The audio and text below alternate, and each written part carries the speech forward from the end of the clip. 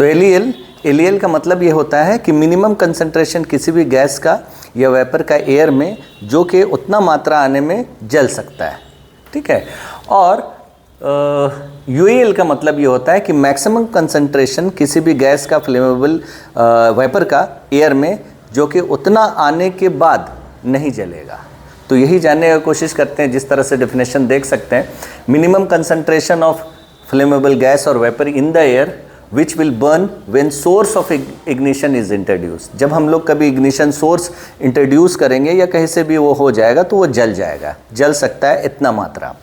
और यूएल के अगर बात करें तो मैक्सिमम कंसंट्रेशन, अब कंसंट्रेशन बहुत ज़्यादा हो चुका है, राइट। तो ज़्यादा होने के बाद में भी क्या हो रहा है, ये जल नहीं रहा है, ज़्यादा होने के पार हो जाने के बाद। तो maximum concentration of the flammable gas or vapour in air above which, उससे ज़्यादा होने के बाद ये जो है इग्नाइट नहीं होगा, जलेगा नहीं, क्योंकि मिक्सचर जो होगा फ्लेमेबिलिटी का वो बहुत रिच हो जाएगा। It's too rich to burn. अब बहुत रिच हो जाने के बाद क्या होता है कि ऑक्सीजन डिप्लीट करता है, ऑक्सीजन को माने गिर जाता है उसका लिमिट।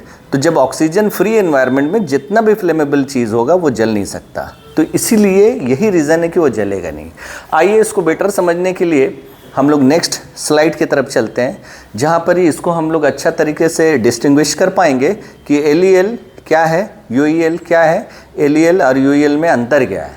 तो ये देख सकते हैं आप, एग्जाम्पल के तौर पे यहाँ पे हम लोगों ने ले रखा है कि मीथेन गैस है ना। तो मीथेन जो गैस होता है वो फ्लेमेबल गैस है ना। तो ये एल जो है उसका 5% है। कोई भी एल या यूएल को हम लोग मेज़र करते हैं परसेंटेज में, ठीक है। तो एल उसका 5% बना और उसी गैस का यूएल जो हुआ वो 15% बना, ठीक है। तो 5 से लेके 15 तक ये जो बीच का जो वैल्यू है, जो इसका बीच का परसेंटेज है, उसी परसेंट में ये गैस जल सकता है, एक्सप्लोसिव हो सकता है। लेकिन अगर ये 5 से नीचे हो गया तो मिक्सचर जो है too lean to burn. Too lean का मतलब हो गया कि एयर में मात्रा है लेकिन बहुत कमज़ोर सा है, बहुत वीक मात्रा है, जो कि इग्निशन सोर्स मिलने के बावजूद भी नहीं जलेगा। तो अगर ये एल से ड्रॉप डाउन होता है 3-4% तक तो भी वो नहीं जलेगा। और अगर ये 15% से ज़्यादा होता है तो mixture too rich to burn, फिर भी नहीं जलेगा। तो यहाँ जैसे देख सकते हैं आप, ये येलो वाला पार्ट जो देख रहे हैं ये रेंज है 5 से लेके 15% का। तो इसके बीच अगर वो फ्लेमेबल गैस हुआ, मीथेन हुआ, तो वो जलेगा भी, एक्सप्लोसिव भी हो सकता है। तो ये फ्लेमेबल और एक्सप्लोसिव लिमिट है, रेंज है। तो 5 से 15, तो 5 से नीचे भी नहीं जलेगा और 5 से 15 से ऊपर भी नहीं जलेगा। उसी तरह से अगर दूसरा गैस की बात करें तो यहाँ एक और एग्जांपल हम लोगों ने सेट करके रखा है। ये एग्जांपल जो है हाइड्रोजन सल्फाइड का है, राइट।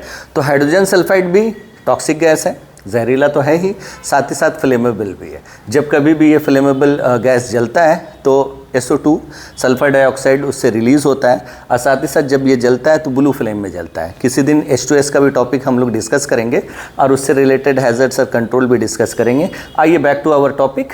तो H2S का जो LEL है वो है 4.3%। तो मैंने इतना मात्रा जो है 4.3% का यहाँ आने के बाद ये जलने के लिए सक्षम है एयर में जब ये मौजूद होगा तो। और ये कहाँ से कहाँ तक जलेगा, तो इसका फ्लेमेबल और एक्सप्लोसिव रेंज जो 4.3 से लेके 46% तक है। तो ये 4.3 से 46 के बीच में ही जलेगा। अगर ये 46 से अबव हो जाए तो भी नहीं जलने वाला, और अगर ये इससे बिलो हो जाए 4.3 से तो भी नहीं जलने वाला। तो इसको और भी बेटर वे में समझते हैं एक नेक्स्ट स्लाइड में, जिसमें मेरे ख्याल से आपका ये डॉट जो है वो बहुत अच्छे तरीके से क्लियर हो जाएगा। सबसे पहले देख सकते हैं ये 3 अलग अलग बॉक्सेस हैं, राइट। अब ये पहला बॉक्स में यहाँ पे O लिखा है, एक जगह F लिखा है। तो O को हम लोगों ने ऑक्सीजन दिखाया है, F को फ्लेमेबिलिटी दिखाया है एयर में, है ना। तो ये जगह जो है हो सकता है कोई वर्क प्लेस है, कन्फाइंड स्पेस है, पिट है, वेसल है, टैंक है, कुछ भी हो सकता है। तो यहाँ पे देख सकते हैं कि LEL का हम लोग बात कर रहे थे। तो मीथेन जो गैस था, तो ठीक है, तो मीथेन का LEL जो है वो आपका 5% है, ठीक है, और इसका UEL जो है वो 15% है। तो यहाँ पे आप देख सकते हैं कि फर्स्ट वाले केस में अगर ये 5% से बिलो हुआ, नीचे हुआ, तो मिक्सचर जो होगा टू लीन टू बर्न है। टू लीन टू बर्न का मतलब मिक्सचर बहुत कमज़ोर है एयर में, है ना, उसके मात्रा में एयर या फिर ऑक्सीजन बहुत ज़्यादा है, तो उस केस में इग्निशन सोर्स होने के बावजूद भी वो जलने के लिए सक्षम नहीं है। तो अगर ये 5 से ड्रॉप होता है, 3 होता है, 4 होता है, 2 होता है, तो उस केस में ये बहुत कम मात्रा में है, ऑक्सीजन ज़्यादा है, तो तभी भी ये सपोर्ट नहीं करेगा, ये जलेगा नहीं, तो कि मात्रा बहुत लीन है, टू लीन टू बर्न। उसी केस में जब ये 5 तक पहुंच जाता है मीथेन का एलईएल, और ये जो रेंज है 5 से 15 तक, ये इसका एक्सप्लोसिव रेंज है या फ्लेमेबल रेंज है, तो ये 5 से जलना स्टार्ट होगा, 5 से नीचे नहीं जलेगा, 5 या 5 से आगे जलेगा। और ये जैसे जैसे आगे जाएगा 6, 7, 8, 9, 10, 11, 12, तो वो एक्सप्लोसिव नेचर का हो जाएगा। तो यहाँ देख सकते हैं इस केस में रेशियो जो है in proportion to the oxygen, जो फ्लेमेबिलिटी है बिल्कुल सफिशिएंट है।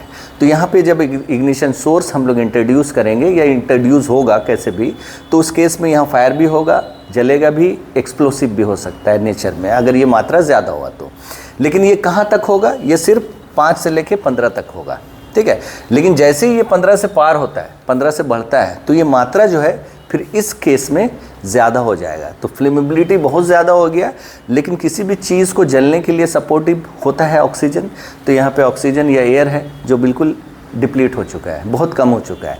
तो उस केस में यहाँ मिक्सचर जो है वो 2:1 है। 2:1 का मतलब ये होता है कि मिक्सचर अब बहुत ज़्यादा हो गया है, वो क्या किया है कि वो ऑक्सीजन को डिप्लीट कर चुका है।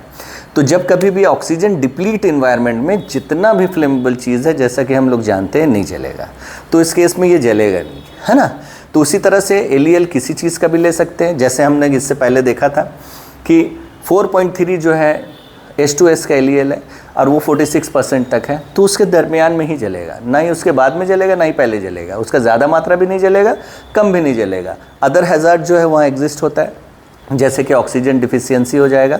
तो अगर मेज़र करना होगा तो एलईएल ही मेज़र होता है, हम लोग यहाँ पर ही यूईएल मेज़र नहीं करते, बल्कि ऑक्सीजन का डिप्लेशन दिख जाता है, ऑक्सीजन को मेज़र किया जाता है। तो इस केस में वेंटिलेशन किया जा सकता है, इस केस में हम लोग गैस टेस्टिंग करके वेंटिलेशन वगैरह करके BA-सेट वगैरह देके ही काम को चालू किया जा सकता है। ओके, तो इससे रिलेटेड मुझे लगता है कि आप क्वेरी जो भी होगा किसी का वो ठीक हो गया होगा, इसको अच्छा तरीके से हम लोग समझ सके होंगे। इसी तरह से नेक्स्ट वीडियो जो भी कुछ भी होगा informative video health and safety से रिलेटेड हम लोग लाते रहेंगे आपके पास में। तो हम लोगों के चैनल को लाइक करें, सब्सक्राइब करें चैनल को, ताकि इस तरह का वीडियोज़ कंटिन्यूसली आपको भी मिलते रहे और हम लोगों को भी मोटिवेशन मिले कि इस तरह का वीडियो आपके सामने पेश करें। Thank you very much.